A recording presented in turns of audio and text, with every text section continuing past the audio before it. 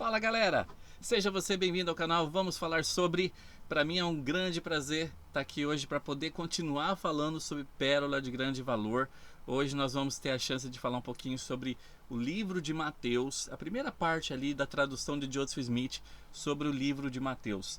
E você que gosta de falar desse assunto, gosta de falar sobre o evangelho e tudo mais, então não se esqueça de se inscrever aqui no canal, de dar aquela curtida, compartilhar com seus amigos também. Se inscrever aqui no canal é bem importante para você ficar sempre ligado o que está acontecendo aqui, beleza? Por isso que é bem importante você estar se inscrevendo aqui no canal. E também para ajudar que o YouTube possa reconhecer esses vídeos dos membros da igreja. Então quanto mais vezes você se inscreve, mais vezes o YouTube reconhece isso como uma coisa positiva para as pessoas e o YouTube começa então a indicar os vídeos dos membros da igreja. Então, por isso que é interessante você fazer isso, beleza? Nesse vídeo de hoje, nós vamos comentar um pouquinho sobre a tradução de Joseph Smith relacionada ao livro de Mateus. A gente vai estar falando da primeira parte ali de Mateus 1 e eu vou explicar depois porque essa aula foi dividida.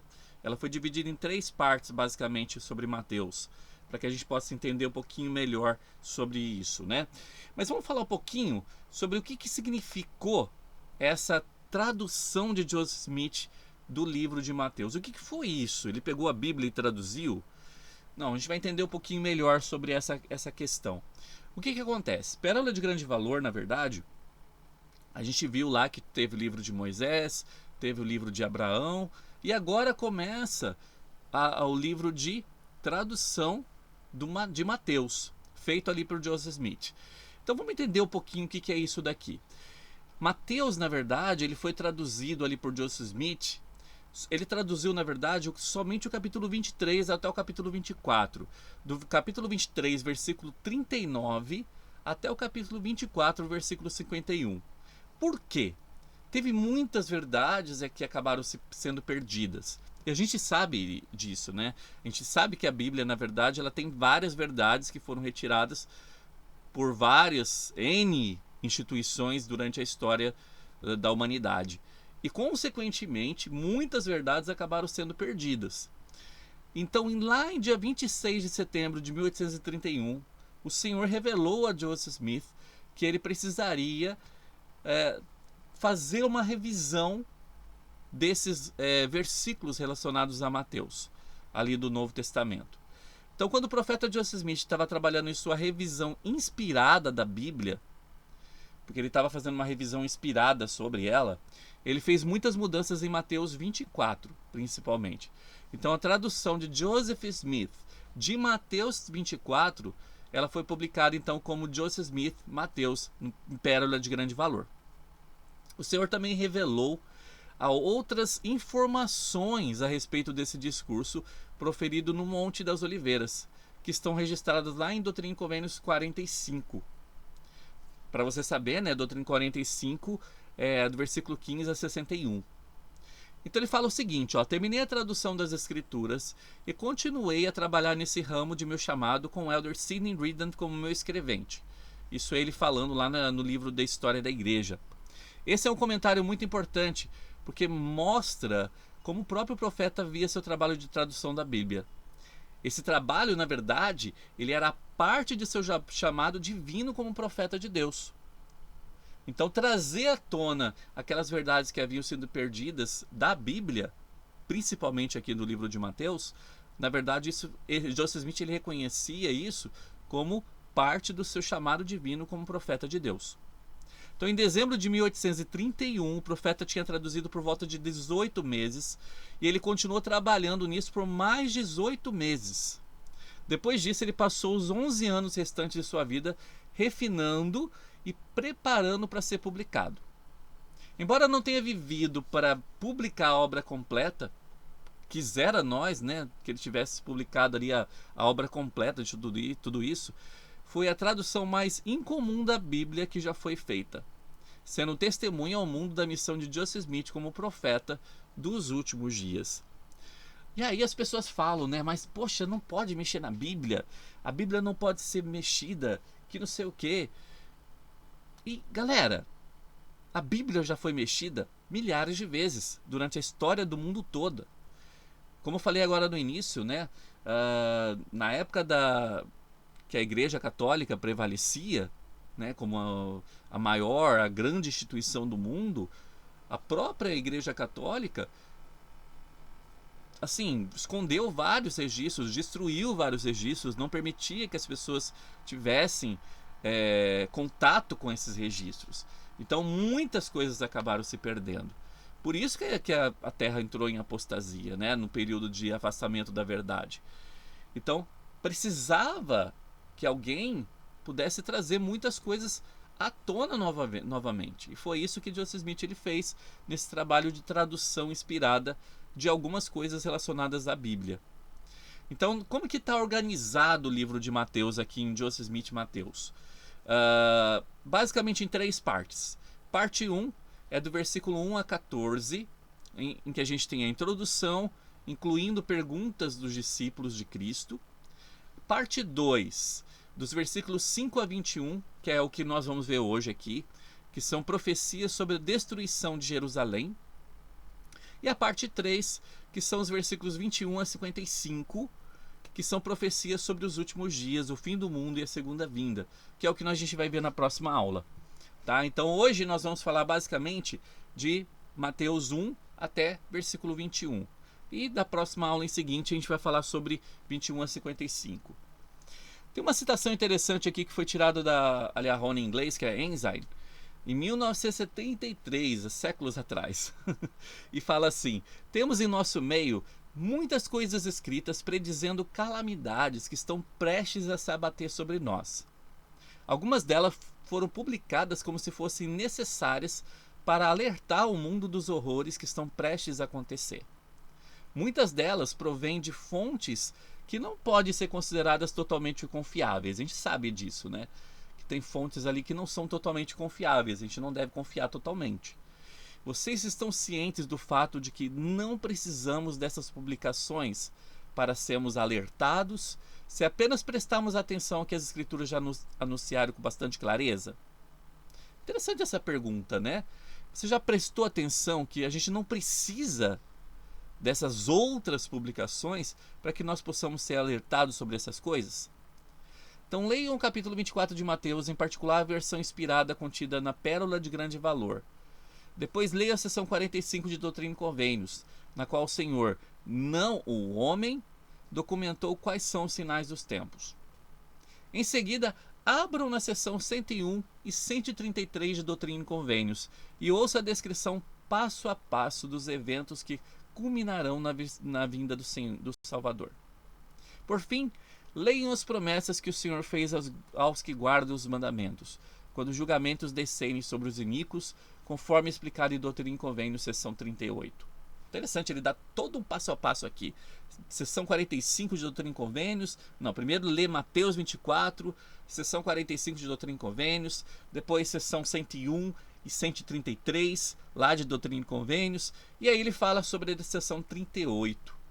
Esses são alguns dos escritos com os quais vocês devem se preocupar, em vez dos comentários que possam vir daqueles cujos dados talvez não sejam os mais confiáveis, cujos motivos podem ser questionáveis. Vamos pensar nisso, né? Então, ao invés de ficar especulando coisas aí que o pessoal fala aí fora, né, que várias profecias, etc., que as pessoas aí podem dizer que são verdades, então vamos prestar atenção realmente no que é realmente verdade, né? E vamos dar atenção para essas coisas, ao invés de focar em outras que não são tão importantes assim. Lá no versículo 1 fala o seguinte: porque eu vos digo que desde agora não me vereis. Isso é Jesus Cristo falando, tá? Nem sabereis que sou aquele de quem os profetas escreveram, até que digam: bendito que vem em nome do Senhor nas nuvens do céu, e todos os santos anjos com ele. Então entenderam seus discípulos que ele retornaria à terra depois de haver sido glorificado e coroado à mão direita de Deus. Então muitos anjos vão aparecer com Cristo em sua segunda vinda. As escrituras declaram que esses anjos eles terão poder para preparar a terra para a vinda de Cristo e descrevem como eles soarão trombetas em momentos decisivos. A gente falou disso no curso de Apocalipse, então você pode dar uma olhada lá no curso de Apocalipse. Quem não se lembra, né? Quem não viu ainda, tá aqui no canal. Você pode olhar, tem uma playlist só sobre Apocalipse. E a gente está falando sobre esses anjos tocando as trombetas, para que você possa entender um pouquinho melhor sobre isso. Além disso, os santos justos que morreram irão acompanhar o Senhor em sua segunda vinda. Então, na verdade, a gente tem duas coisas aqui. A gente tem os anjos do Senhor, que virão declarar, né, as coisas antes da segunda vinda de Cristo. E eles soarão as trombetas, né, em momentos decisivos dessa segunda vinda, em preparação para a segunda vinda. E além disso, a gente está falando também de santos justos que morreram e que irão acompanhar o Senhor sua segunda vinda. E aí os discípulos, quando o Senhor falou dessa segunda vinda para eles tinham duas perguntas essenciais, assim, duas perguntas que na verdade vão nos dar o tom do que a gente precisa discutir aqui hoje. A primeira era, eles queriam saber sobre a destruição do templo dos judeus. Quando que ia acontecer, se ela ia acontecer ou não, e isso ele fala então em Mateus 1, de 5 a 21. E isso aconteceu, né? Aconteceu na verdade lá no ano 70 depois de Cristo, quando os romanos dominaram uma revolta dos judeus. E eles massacraram a população, destruíram a cidade de Jerusalém e dispersaram os judeus por várias nações. Então essa primeira pergunta, quando é que vai ser a destruição do templo, a destruição dos judeus? Né? Essa primeira pergunta, na verdade, a gente já tem a resposta. Foi lá no ano 70 depois de Cristo. Aconteceu, galera. Então isso não foi uma coisa imaginária e tudo mais. Não, isso realmente aconteceu no ano 70 depois de Cristo. A segunda pergunta que os discípulos tinham para Cristo era o fim do mundo, ou seja, a destruição dos iníquos. Quando é que ela vai acontecer? E isso a gente vê lá em Mateus 24, de 23 a 51. E o Elder Bruce R. McConkie, ele falou o seguinte sobre isso. Ele esclareceu o que significa o fim do mundo, dizendo que não se trata do fim da terra, mas o fim do mundo, ou seja, das condições sociais existentes entre as pessoas do mundo. Então, o fim do mundo é o quê? É o fim das condições sociais existentes entre as pessoas do mundo. O fim do mundo é o fim da injustiça, é o fim do mundanismo, como a gente o conhece. E isso será efetuado por meio da destruição dos iníquos. Quando o nosso mundo chegar ao fim, terá início então a era milenar e haverá um novo céu e uma nova terra. Isso também a gente fala lá no curso de Apocalipse e no curso de Isaías, que também você pode dar uma olhada depois. A luxúria, a lascívia, a sensualidade de toda espécie cessarão, pois será então o fim do mundo. Então, voltando, o fim do mundo seria o fim das condições sociais existentes entre as pessoas. Interessante isso que o Bruce R. McConkie falou aqui, né? E Jesus então respondeu-lhes e disse-lhes: acautelai-vos, que ninguém vos engane. E isso aqui ele começa dando, na verdade, uma situação que hoje acontece muitas vezes, e acontece muito, principalmente hoje em dia. Que ele fala, porque muitos virão em meu nome dizendo, eu sou Cristo. E enganarão a muitos. E surgirão muitos falsos profetas, e enganarão a muitos. E então muitos serão levados a pecar. E trair-se-ão uns aos outros. Quando fala trair-se-ão aqui, isso quer dizer que faz tropeçar. Que um vai fazer o outro tropeçar. E por causa disso, muitos vão cair e muitos vão se desvirtuar da fé. E uns aos outros se odiarão. E por sobejar a iniquidade, o amor de muitos esfriará. A gente não precisa realmente comentar muito sobre isso, porque é o que está acontecendo hoje. Nós temos muitos falsos profetas. pessoas que se dizem salvadoras do mundo ou salvadoras de uma determinada parte da sociedade, que estão lá para poder realmente enganar e atrair pessoas para si, para que eles possam ter a glória para si e não a glória do Senhor. E é o que fala aqui: muitos serão levados a pecar, muitas vezes inocentemente, porque eles não estão percebendo que estão sendo enganados, e trair-se-ão uns aos outros, ou seja, um vai fazer o outro tropeçar na fé, e muitos vão cair, e nessa história muitos vão se desvirtuar da fé. O versículo 12 fala o seguinte: quando pois virdes a abominação da desolação de que falou o profeta Daniel, concernente à destruição de Jerusalém, então estareis no lugar santo. Quem ler, entenda. Quando ele fala aqui, quando pois virdes a abominação da desolação, vamos entender um pouquinho o que significa isso. Podemos concluir que essa expressão, abominação da desolação, se referia então a algum ato ou um estado de corrupção e decadência, de contaminação e de imundície, que traria destruição, ruína, devastação e desolação. Ou seja, vamos tentar reler esse versículo de novo aqui junto, Quando pois virdes a abominação da desolação, ou seja, quando virdes a decadência de tudo, a corrupção, a contaminação, a imundície, e tudo mais, de que falou o profeta Daniel, então estareis num lugar santo.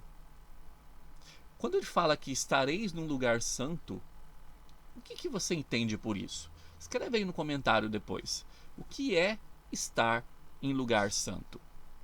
Esse é um termo muito utilizado pelos membros da igreja, E eu queria que você pudesse dar uma compartilhada do que você acha que é isso. Beleza? Pode escrever aqui no comentário embaixo.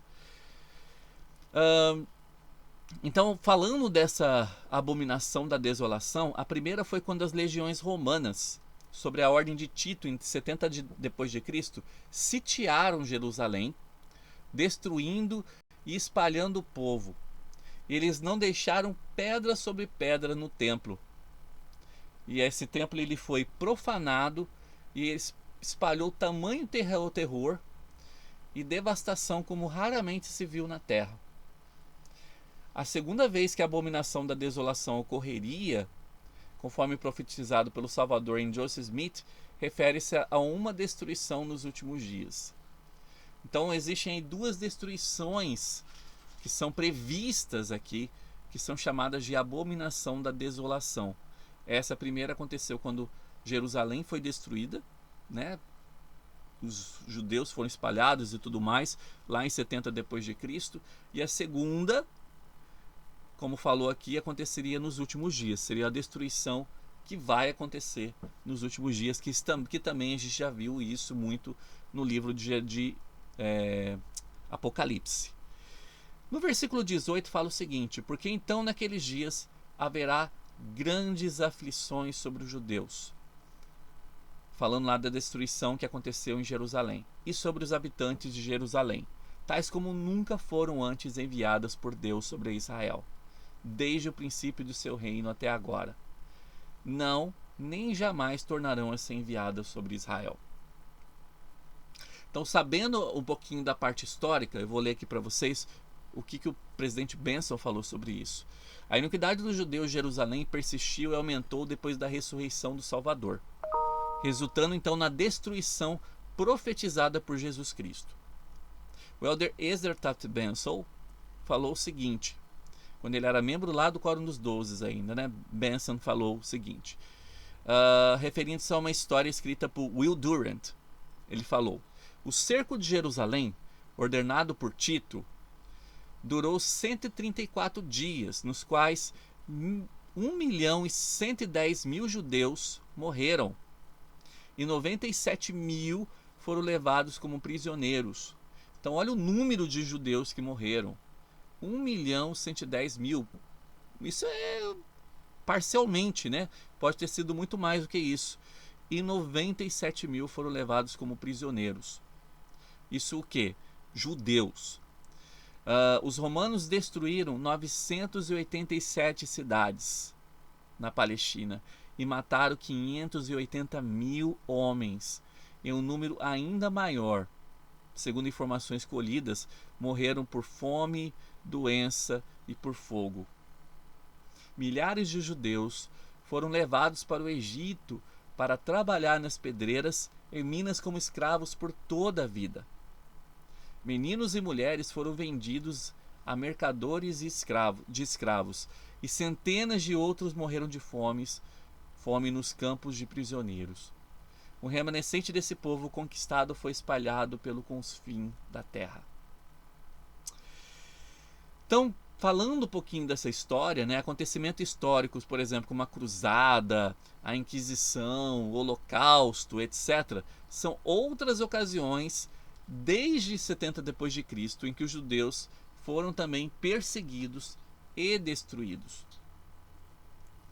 Então, a gente viu aqui nessa parte, né, a primeira parte sobre Mateus, que é falado para a gente aqui, para que nós possamos entender sobre a destruição de Jerusalém. O que a gente aprende de princípio e doutrina nessa aula? Que basicamente o Senhor, quando Ele promete alguma coisa, Ele cumpre. E Ele prometeu, né, que os judeus, que Jerusalém passaria por essa destruição. Isso foi uma promessa que Ele fez. Foi uma advertência que Ele deu para os judeus, de que eles realmente sofreriam as consequências. E isso aconteceu. Então a gente vê aqui que o Senhor, Ele cumpre as promessas dele por meio dos profetas. Será que as coisas não vão acontecer nos últimos dias? Será que tudo o que a gente viu no livro de Apocalipse, no livro de Isaías, que a gente vai ver no próximo encontro aqui de Pérolas de Grande Valor, será que não vai acontecer? Será que já não está acontecendo? É muita, como eu posso dizer, é muita insensatez, talvez. Eu acho que essa seria a palavra. Pensar que essas coisas não vão acontecer nos últimos dias, como foram previstas pelo Senhor, que estão lá em Apocalipse, que estão lá em Isaías, que estão aqui em Mateus 24. E o Senhor prometeu que isso ia acontecer e vai acontecer. E onde eu estarei nesse momento? Onde eu estou nesse momento que já está acontecendo? Que lugares santos são esses que eu preciso estar? Será que o lado espiritual é um lugar santo? Ou o lugar santo é só um local físico? Pensa nisso. Né? Na verdade, o lugar santo não é só o templo, não é só a capela, não é só o nosso lar. O lugar santo é onde eu estou espiritualmente também. Então, onde você está espiritualmente, para que você possa realmente estar se sentindo um pouquinho mais seguro em relação ao que vai acontecer nesses últimos dias. Dá uma olhada lá em Alma 5. A Alma 5 nos ajuda um pouquinho. Tem algumas perguntas que a gente pode fazer lá em Alma 5. Eu gosto de Alma 5 porque dá para a gente fazer uma análise realmente de como está a nossa vida ali. Né? A gente passa pela entrevista para ir para o templo, para pegar a recomendação. É uma entrevista ali para saber se nós estamos seguindo alguns parâmetros e tudo mais. Mas Alma 5, não sei, são perguntas assim que chegam lá na nossa alma, no nosso âmago. E eu acho que são perguntas que podem nos ajudar também. Dá uma olhada depois lá, né? E eu acho que isso vai nos ajudar a nos preparar para estarmos em lugares santos. Ok? Galera, obrigado pela sua atenção. Obrigado aí pela participação durante essa aula. Eu espero que essas coisas realmente possam fazer super sentido na tua vida. Ok? Eu sempre gosto de falar isso, porque realmente eu espero que essas coisas possam fazer alguma diferença para você. Beleza? Obrigado aí, e a gente se vê então no próximo encontro aqui no canal. Vamos falar sobre. Até mais, e não esquece de dar aquela curtida, hein? Tchau, tchau.